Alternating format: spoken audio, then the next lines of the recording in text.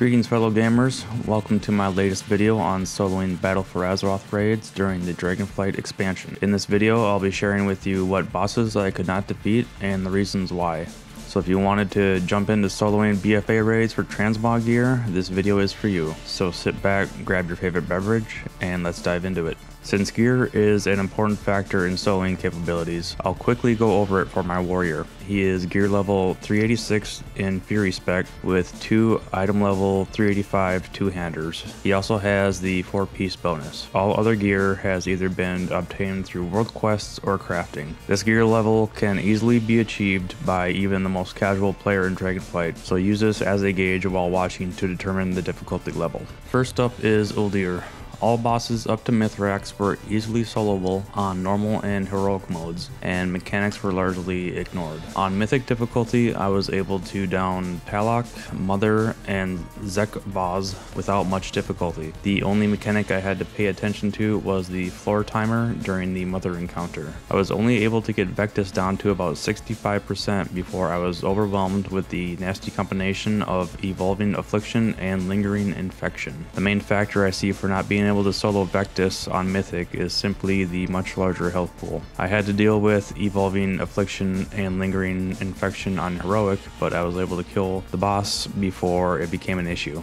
Vectis should be soloable on Mythic for someone with better DPS, and some better heals wouldn't hurt either. On Fetid Devourer, I ran into the issue of not being able to kill the Corruption Corpuscles before the boss was able to heal up. On top of that, Malodorous Miasma continuously ramped up and chipped away at my health, eventually killing me. As with Vectis, Fetid Devourer should be soloable by someone with better gear and damage output. Being a ranged class would help a lot with taking down the Corpuscles faster. Mithrax is mechanically unsoloable in any raid difficulty due to Oblivion Spheres instantly killing you.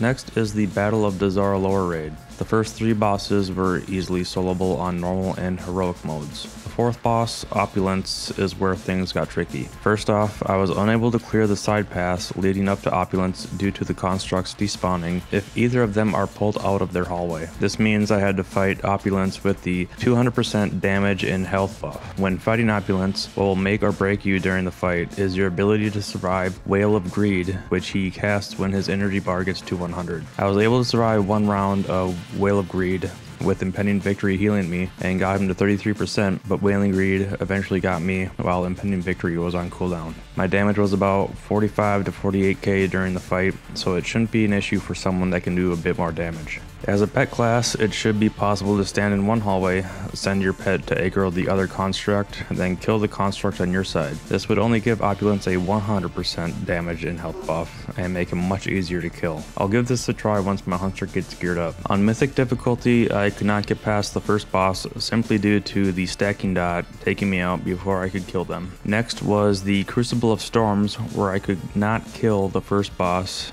due to the debuffs. Promise of Power and Sheer Mind withered me down to the point where it didn't take much to kill me, so I moved on to the Eternal Palace. On normal and heroic difficulties, the first 5 bosses were not an issue.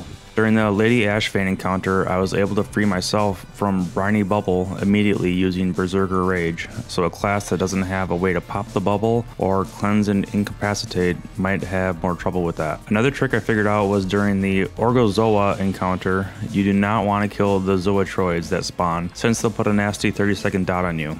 If you kill all the Zoetroids at once, you will die unless you have decent heals. You'll want to be careful with AoE abilities and only use single target on the boss. The Queen's Court encounter was mechanically unsoloable for me because once I got to 10 stacks of Pasmar's Touch, I was mind controlled, which immediately caused the bosses to despawn. Additionally, while the bosses are next to each other, they take 99% reduced damage, so it would take forever to kill them anyway. On Mythic difficulty, I was not able to kill the first boss, Commander Savara. I got her down to 20%, but all the dots and the annoying 20-second stun did me in. Savara on Mythic shouldn't be an issue for someone with a bit more DPS and or heals. I finished off with hitting Ny'alotha.